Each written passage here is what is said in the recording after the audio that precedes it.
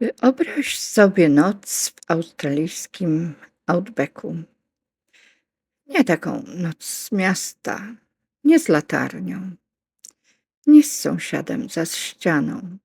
Prawdziwą noc, taką, w której cisza ma wagę i gdzieś daleko na horyzoncie pojawia się światło.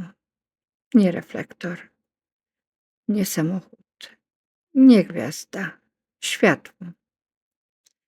To nie jest historia sprzed 100 lat. To nie jest też legenda zamknięta w książce. Relacje o światłach Min pojawiają się do dziś. Ktoś wraca z drogi i mówi: widziałem. Ktoś inny odpowiada: ja też. Być może teraz, gdy o tym mówimy, ktoś stoi w Australii i patrzy w noc i widzi coś, czego nie potrafi wyjaśnić. Czym są światła Min? Jedni próbują je wyjaśniać. Mówią o powietrzu, o temperaturze, o świetle, które potrafi zachowywać się inaczej niż się spodziewamy. Być może mają rację, ale niezależnie od wyjaśnień, jedno pozostaje niezmienne. Ludzie wciąż je widzą i wciąż reagują. A reakcje bywają zupełnie różne. Kierowca ciężarówki miał za sobą wiele godzin w trasie.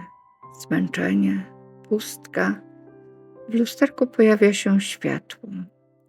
On przyspieszy. Światło jakby przyspiesza również. On zwalnia.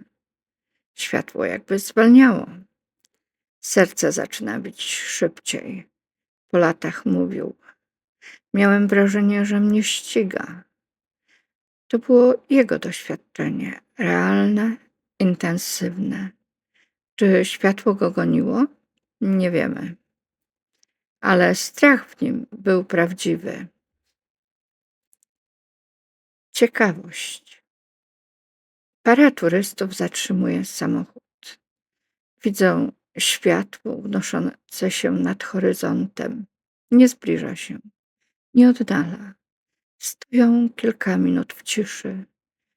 To było piękne, mówi kobieta później. Nie czułam zagrożenia. To samo zjawisko, inne odczucie. Spokój. W niektórych opowieściach rdzennych mieszkańców światło nie jest ani demonem, ani cudem.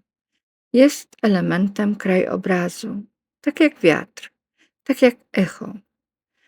Nie każdy widzi w nim tajemnicę, nie każdy widzi zagrożenie. Czasem jest po prostu obecnością. Dla jednych wyglądało tak, jakby to światło przez swoją obecność coś pokazywało. Nie słowami, nie głosem, ale wrażeniem, jakby przypominało: jestem tym, co już w tobie drga. Jeśli masz w sobie strach, zobaczysz zagrożenie. Jeśli masz w sobie ciekawość, zobaczysz tajemnicę. Jeśli masz w sobie spokój, zobaczysz piękno. Światło nic nie mówi, ale człowiek zawsze próbuje nadać sens temu, co przeżywa. I może właśnie dlatego Min wciąż istnieje. To nie jest zamknięta legenda. Wciąż pojawiają się relacje. Wciąż ktoś wraca z drogi i mówi: to było inne niż zwykłe światło. Niektórzy szukają odpowiedzi w laboratoriach, inni w ciszy pustyni, a światło pojawia się tak samo. Może nie chodzi już o to, czym jest Min. Może ważniejsze jest to, co dzieje się w człowieku, gdy je widzi. Strach, zachwyt, spokój, ciekawość. To samo światło, różne doświadczenia. Co się zmieniło? Nie światło, człowiek. Wyobraź sobie noc w outbacku. Stoisz w ciszy, na horyzoncie pojawia się światło. Nie wiesz, czym jest. Nie wiesz, skąd się wzięło, ale wiesz jedno: twoja reakcja będzie tą odpowiedzią, a światło, ono po prostu będzie. Wyobraź sobie człowieka, który twierdzi, że widział złoto, nie grudkę, nie pył, nie drobiny w rzece, ścianę czystego złota, gdzieś w sercu australijskiej pustyni i przez całe życie próbuje do niej wrócić. To nie jest legenda z książki. To historia Harolda Bell Lassetera, człowieka, który do dziś dzieli Australię na dwa obozy. Tych, którzy wierzą, i tych, którzy mówią oszust. Harold Bell Lasseter urodził się w 1880 roku. Twierdził, że jako młody chłopak, podróżując karawaną, skupił się na pustyni i natknął się na formację skalną, pełną złota. Nie miał mapy, nie miał dokładnych współrzędnych. Miał wspomnienie i przez następne lata próbował przekonać innych, że jego rafa złota istnieje. Wielokrotnie próbował zorganizować wyprawę. Nie miał pieniędzy, nie miał wiarygodności. Miał tylko opowieść i próbki. Tak, pokazywał fragmenty skał zawierających złoto. To ważne. On nie mówił bez dowodów. On twierdził, że ma fizyczne próbki. Pytanie brzmiało, czy pochodziły z miejsca, które opisywał? W końcu znalazł ludzi, którzy go sfinansowali. Zorganizowano ekspedycję w 1930 roku. To była poważna wyprawa z ludźmi, sprzętem, wsparciem.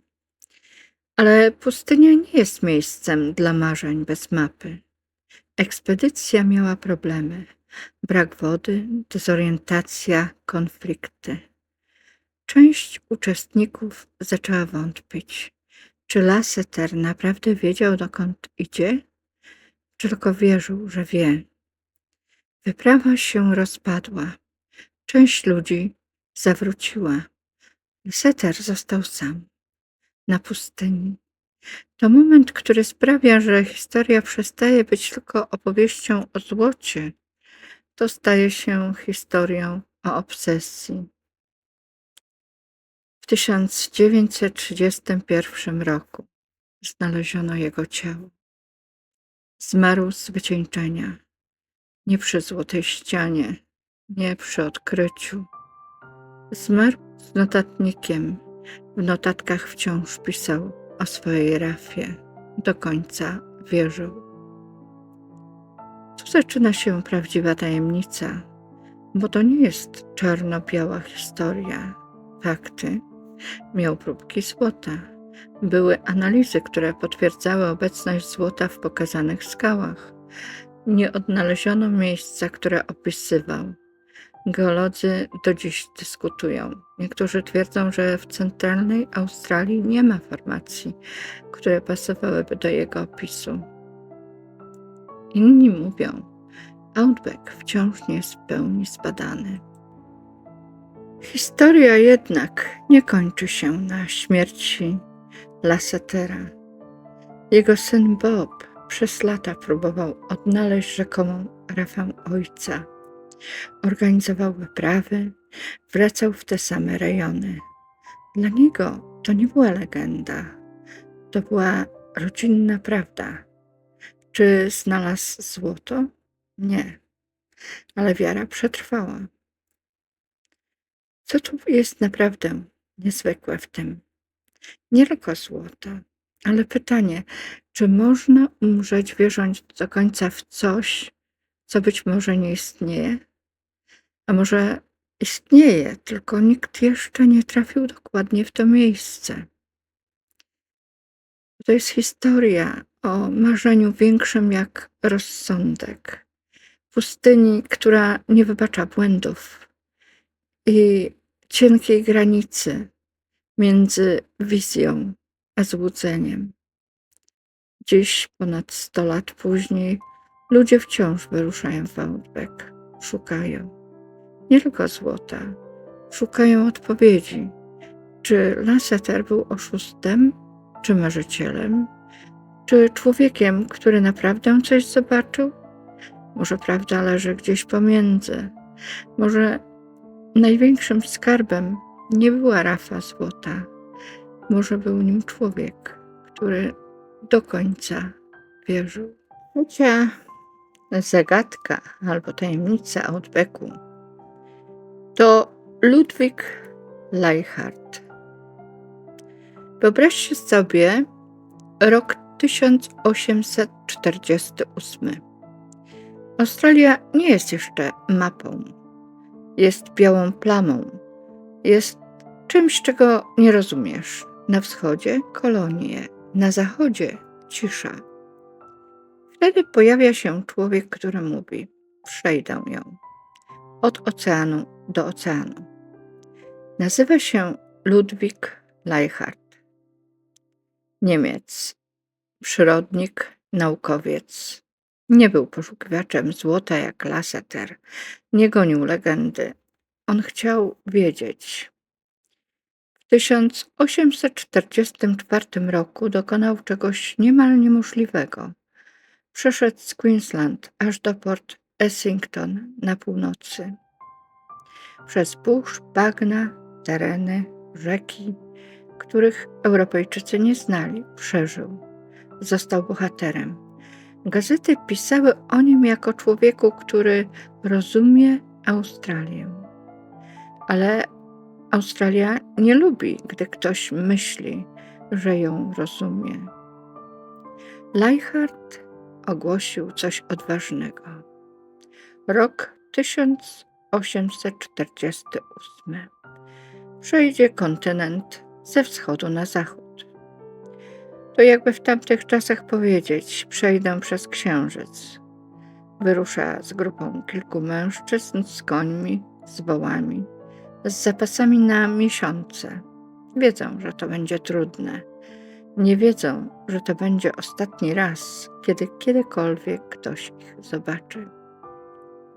Wiemy, że opuścili Darling Downs w Queensland. Wiemy, że mieli dobre wyposażenie. Wiemy, że byli doświadczeni. Wysyłali raporty na początku. A potem cisza. Nie wrócili, nie przysłali listu, nie znaleziono obozu. To nie było zaginięcie jednej osoby. To była cała wyprawa. Jakby kontynent zamknął za nimi drzwi. W kolejnych latach organizowano ekspedycje ratunkowe. Szukano obozowisk, porzuconego sprzętu, kości, dzienników. Znaleziono tylko fragmenty. Drzewo z literą L, mosiężną tabliczkę, relacje rdzennych mieszkańców o grupie białych ludzi, którzy zmarli daleko na zachodzie. Ale nic pewnego. To nie była romantyczna legenda. To była niedokończona historia. Co się mogło stać? Jest wiele teorii. Susza, brak wody, choroby, zatrucie, błąd nawigacyjny, konflikt. Australia w połowie XIX wieku była bezlitosna. Temperatury, odległości, brak map, brak łączności. Nie trzeba katastrofy. Wystarczy jeden zły skręt, jedna rzeka, która nie istnieje, jedno wyschnięte źródło i kontynent wygrywa. Ale jest coś jeszcze. Niektórzy mówią, że Leichhardt był człowiekiem, który wierzył, że może przechytrzyć przestrzeń, że wiedza wystarczy, że rozum wystarczy. I może wystarczał do pewnego momentu. Outback to nie tylko ziemia, to odległość, to samotność, to horyzont, który się nie kończy. Nie zabija dramatycznie. On powoli odbiera orientację, poczucie czasu, poczucie kierunku. A potem zostaje tylko cisza. Może to właśnie jest największa tajemnica Australii. Nie to, że coś zniknęło, ale to, że natura nie musi zostawiać wyjaśnień. Dziś mamy satelity, mapy, GPS, ale tam, gdzie Leichhardt zniknął, nadal są miejsca, w których możesz stanąć i usłyszeć tylko wiatr i pomyśleć, ilu ludzi weszło w tę przestrzeń z przekonaniem, że już ją rozumie, a ilu zrozumiało dopiero wtedy, kiedy było już za późno.